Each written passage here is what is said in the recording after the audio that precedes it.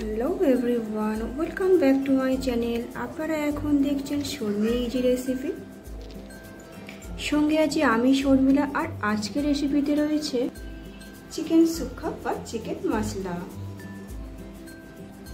ভিডিওটি পুরো দেখার জন্য আপনাদেরকে অনুরোধ রইল, আর ভিডিওটি ভালো লেগে থাকলে লাইক, শেয়ার, কমেন্ট আর সাবস্ক্রাইব করতে ভুলবেন না। খুবই সহজ একটি রেসিপি, আর কম উপকরণ, কম টাইমে এটা করা যায়। যে কোনো কিছুর সাথে এটা খেতে কিন্তু খুবই ভালো লাগে। ফ্রাইড রাইস, ভাত, পরোটা, রুটি। তাহলে আপনারা দেরি না করে এখনই ট্রাই করুন চিকেন মশলা বা চিকেন সুক্কা। তাহলে চলুন রান্নাটা দেখে নেওয়া যাক। চিকেন সুক্কা বানানোর জন্য এখানে 1 কেজি চিকেনকে ভালোভাবে ধুয়ে নিয়েছি, আর এটাকে ম্যারিনেশন করার জন্য দিয়ে দিচ্ছি 1/2 চামচ রসুন বাটা, 1/2 চামচ আদা বাটা,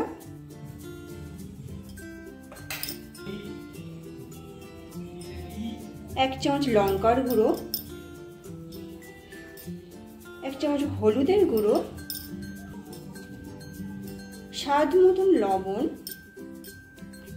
আর সবার শেষে লেবুর রস বা ভিনিগার দিতে ভুলবেন না।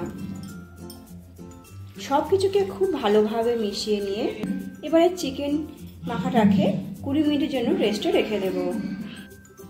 কড়াইতে একটু বেশি পরিমাণ তেল দিয়ে দিতে হবে, কারণ এই রেসিপিতে জল দেওয়া যাবে না, সম্পূর্ণ তেলেতেই করতে হবে। তেলটা ভালোভাবে গরম হয়ে দিয়ে দেবো গোটা গরম মশলা, তেজপাতা আর শুকনো লঙ্কা।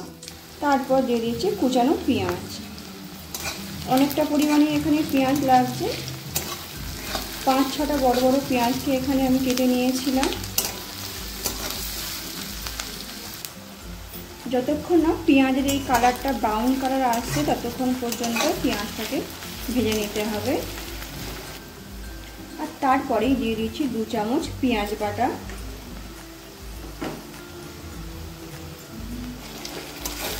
বেশি গ্রেভি করতে চাইলে পেঁয়াজ বাটাটা দিতে হবে, কারণ এটা তো একদম শুকনো শুকনোই হবে। লবণ দিয়ে দিলাম 1/2 চামচ, কারণ পেঁয়াজটা যাতে তাড়াতাড়ি নরম হয়ে আসে সেই জন্য। এবারে দিয়ে দিতে হবে 1 চামচ রসুন বাটা, বেশি পরিমাণেই এখানে দিচ্ছি। আর দিয়ে দিচ্ছি আদা বাটা।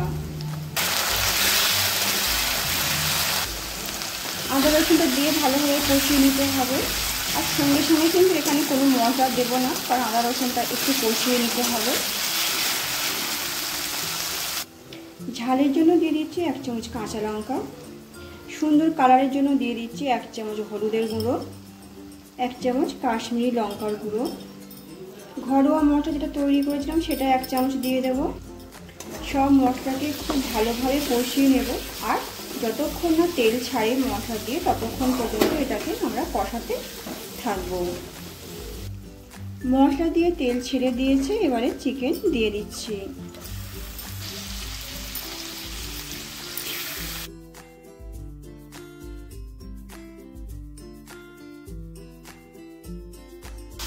চিকেন থেকে এই এক্সট্রা জলটা বেরিয়েছে, এই জলটা কিন্তু আপনারা কোনোদিনই দেবেন না।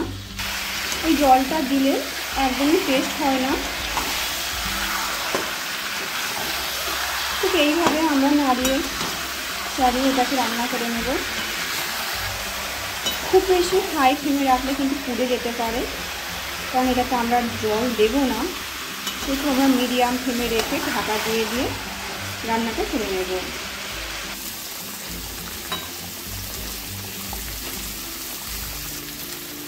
তিন মিনিট পর ঢাকাটা খুলে এই যে সামান্য জল বেরিয়েছে।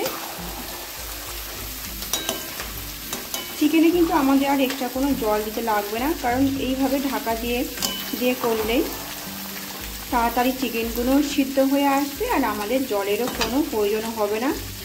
চিকেন মশলা এইভাবেই আমাদের রেডি হয়ে যাবে। একটু হালকা নাড়িয়ে চাড়িয়ে দিয়েছি, আবারও আমি এটাকে ঢাকা দিয়ে দেব 5 মিনিটের জন্য। চিকেন সুক্কার সাথে ফ্রাইড রাইস খেতে খুবই ভালো লাগে, সেজন্য আমি এদিকে ফ্রাইড রাইসের জন্য সবজি ভাজতে শুরু করে দিয়েছি। ফ্রাইড রাইসের রেসিপি কিন্তু আমার চ্যানেলে আগে দেওয়াই আছে, আপনারা চাইলে দেখতে পারেন। ঢাকাটা খুলে দেখুন কতটা তেল বেরিয়েছে। আর কিন্তু চিকেনটাকে ঢাকা দেওয়া যাবে না, এবার জল বেরিয়ে গেলে কিন্তু আর জল শুকাবে না। এবারে একটু আমি হাই ফ্লেমে দেবো। এবার যে মশলাটা করেছিলাম সেটা আমি 2 চামচ দিয়ে দেব। আর কিছুটা ধনেপাতা কুচি দিয়ে দিচ্ছি। সব কিছু দিয়ে একটু ভালোভাবে এটাকে মিশিয়ে নিচ্ছি। চিকেন শুক্কা আমাদের সার্ভ করার জন্য একদমই রেডি। কালারটা দেখেছেন কত সুন্দর, একটু কালচে কালচে মতো এসছে। এরকম কালার এলেই কিন্তু তার মানে কিন্তু আমাদের চিকেন শুক্কা একদমই রেডি। ভিডিও আর রেসিপি দুটোই যদি ভালো লেগে থাকে তাহলে আপনারা অবশ্যই করে লাইক, শেয়ার, কমেন্ট আর সাবস্ক্রাইব করতে ভুলবেন না।